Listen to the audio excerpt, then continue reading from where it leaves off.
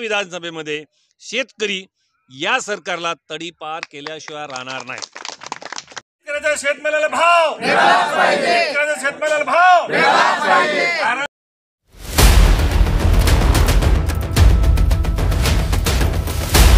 नमस्कार, Maharashtra news 24 live मध्ये मी भाग्यश्री आपले स्वागत करते। आणि आज आपण आहोत कारंजा लाड येथील तहसील कार्यालयाच्या प्रांगणामध्ये। तर येथे एक दिवसीय धरणे आंदोलन आहे आणि ते कोणी कशासाठी केलेले आहे हेही आपल्याला सांगणार आहोत आम्ही। तर शेतकऱ्यांच्या विविध मागण्या आहेत, त्या कशा आहेत, कशासाठी यांनी हे आंदोलन जाहीर केलेलं आहे आपण आज पाहूया। शेतकरी येथे आपल्या जवळ आहेत आणि त्यानंतर डॉक्टर सुभाष राठोड हे येथे उपस्थित आहेत। तर चला आपण विचारूया, आपला संपूर्ण परिचय द्या आणि या आंदोलनामध्ये आपण सहभागी आहात।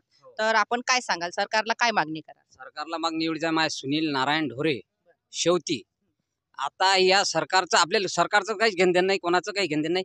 हे ऑनलाईन करा, किती लोक जगात भोंगाडे आहे। कोण ते पाणी पडलं की त्याचे हे काय करा म्हणते, ते आपल्याला काही समजत नाही, ते करा, ते कोणाला करता येत नाही। मग आता अळानी लोकांना करा, त्याच्यातून किती कास्तकार वगळले तुम्ही, ऑनलाईन केली नाही तुम्ही, त्या गारपिटीचं सांगितलं नाही, पाण्याचं सांगितलं नाही, कोणाला करताच येत नाही। तुमची मागणी काय? माझी मागणी अशी आहे की कास्तकाराले सबन सुखी ठेवा या सरकारनं। आता गारपिटीचे कोणाचे पैसे आले, कोणाचे नाही आले, कोणाचे रिजेक्ट होऊ लागले, कोणाचे काही होऊ लागले, मग या कास्तकारानं करावं काय? हे आमचा गोपीनाथ मुंडे एक बाप होता, कास्तकाराचे दिले जाण होती, तेच जगातनी काही करत होता। मला सांगा, आज उद्धव सरकारनं कर्ज माफ केलं, काही काही लोकांना घर बांधले, काही काही लोकांना पुरीचे लग्न केले 1-1 लाख रुपयापर्यंत, नाही तर यायले कास्तकाराला मरा लागत होतं, पुरी पोहून जात होत्या त्याच्या। या उद्धव सरकारनं पहिल्या नंबरचा बाप तर आमचा गोपीनाथ मुंडे, त्याला कास्तकाराची एवढी जाण होती, शेतकऱ्याची 1 नंबरची जाण होती। आता त्याच्या पाठीशी आमचा बाप झाला बाबा उद्धव ठाकरे, त्यानं कास्तकाराचं कर्ज माफ केलं, 4 लोकांना घर बांधले, जाऊ दे बाबा, लाख रुपये कर्ज आपल्या लाख माफ झाले, लाख आपल्या जवळ आहे, कोण घर बांधलं, कोण 2 लाख रुपयात पुरीचं लग्न केलं, असं कोणीच करून राहिलं कास्तकारासाठी। त्याचा जीव घ्यायच्या नांदी आहेत। सोयाबीन आहे, हे कोणची लाडकी बहीण आणली, अरे आमच्या सोयाबीनला भाव दे ना बा, आम्हाला लाडकी बहीण नाही पाहिजे ना, ते हे नाही पाहिजे, पेन्शन नाही पाहिजे आम्हाला।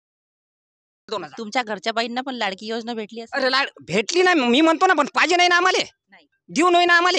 का पाहिजे नाही, का पाहिजे नाही? अरे आमच्या मालाला भाव द्या ना ताई, आम्हाला 10,000 रुपये क्विंटल तूर द्या, 7-8 हजार रुपये सोयाबीन द्या, आम्हाला काही भीक मागायचं काम नाही। कास्तकार असा आहे, जय जवान आणि जय किसान असा वाकल पण मोडणार नाही असा। माजी जिल्हा परिषद सदस्य शिवसेना उद्धव बाळासाहेब ठाकरे साहेबांच्या कारंजा शिवसेनेच्या वतीनं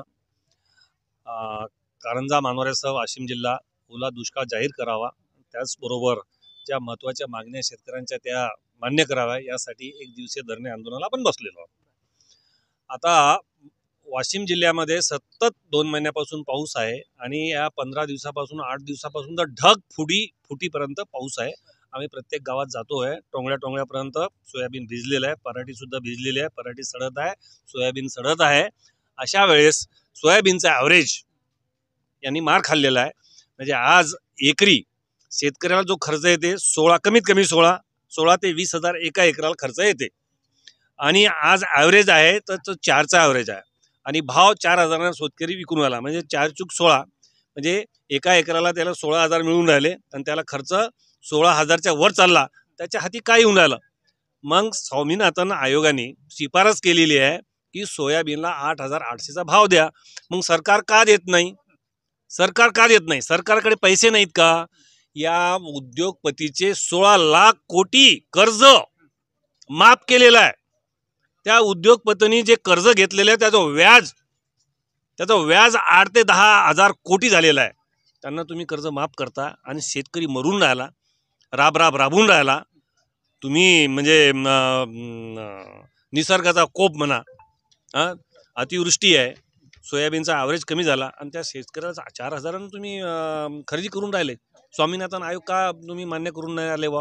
म्हणजे शेतकरी तुमचा कोण आहे? तुमचे ईडीचे पैसे तुमच्याजवळ GSTचे पैसे तुमच्याजवळ, हे इतकं पैसे असताना तुम्ही शेतकऱ्यावर अन्याय करत आहे। या ठिकाणी या मागणीसाठी महत्त्वाची मागणी आमची, सोयाबीनचा दर जो आहे 8,800नी घ्यायला पाहिजेत, आणि दुसरी गोष्ट हा तालुका दुष्काळग्रस्त जाहीर झाला पाहिजेत। आणि बाकीचे आजूबाजू जिल्हे त्यांच्यामध्ये एवढं पाणी नसताना असेल बी कदाचित, पण वाशिम जिल्ह्यामध्ये भरपूर पाणी झालेलं, अतिवृष्टी झालेली आहे, हे सर्व मीडियाला माहीत आहे, सरकारला माहीत आहे, तरी सुद्धा वाशिम जिल्हा त्याच्यातून वगळला म्हणून जाहीर या सरकारचा मी निषेध करतो. आणि या ठिकाणी उद्धव साहेब ज्यावेळेस या महाराष्ट्र राज्याचे मुख्यमंत्री होते त्यावेळेस शेतकऱ्यांचे 2 लाखापर्यंत कर्ज माफ केलं होतं. पण त्या ठिकाणी काही शेतकऱ्यांच्या बरेच शेतकरी हजारो शेतकरी असे आहे की त्यांचे पुनर्गठन केल्यामुळे त्यांचं कर्ज माफ झालं नाही. काही शेतकऱ्यांचे 60,000 असतील, 1 लाख असेल, 1.5 लाख असेल, 2 लाखापर्यंत त्यांचं पुनर्गठन झालेलं आहे. आता पुनर्गठन कोणी केलं त्यांना माहीतच नाही.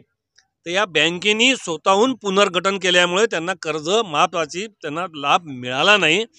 अशा बँकेने ज्या बँकेने स्वतःहून पुनर्गठन केलं त्या बँकेवर 420चा गुन्हा नोंदवला गेला पाहिजेत. आणि या ठिकाणी शेतकऱ्यांना 24 तास वीज मिळाली पाहिजेत. आणि गरीब लोकांचे घरकुल असतील, शेतकऱ्याचे स्प्रिंकलर पाईप असतील, दुधाळ जनावरं, विहीर यांचे अनुदान का रखडले? ह्या योजना ज्या आहेत आतापर्यंत त्यांचे पैसे मिळून नाही राहिले, त्यांचे हप्ते मिळून नाही राहिले, ते हप्तेसुद्धा याला मिळायला पाहिजेत. आणि आचारसंहिता लागायच्या आधी सोयाबीनला भाव 8,800 मिळाला पाहिजेत. कारंजा तालुका हा दुष्काळग्रस्त म्हणून घोषित झाला पाहिजेत. आता तसा आमचा हा वाशिम जिल्हा कारंजासह जसं तुम्ही या दुष्काळातून तडीपार केला तसंच तुम्हाला येणाऱ्या विधानसभेमध्ये शेतकरी या सरकारला तडीपार केल्याशिवाय राहणार नाही. शेतमालाला भाव, शेतमालाला भाव, कारंजा तालुका दुष्काळ जाहीर, कारंजा तालुका दुष्काळ जाहीर, पुनर्गठन करणाऱ्या बँकेवर 420चा गुन्हा, पुनर्गठन स्वतःहून करणाऱ्या बँकेवर 420चा गुन्हा.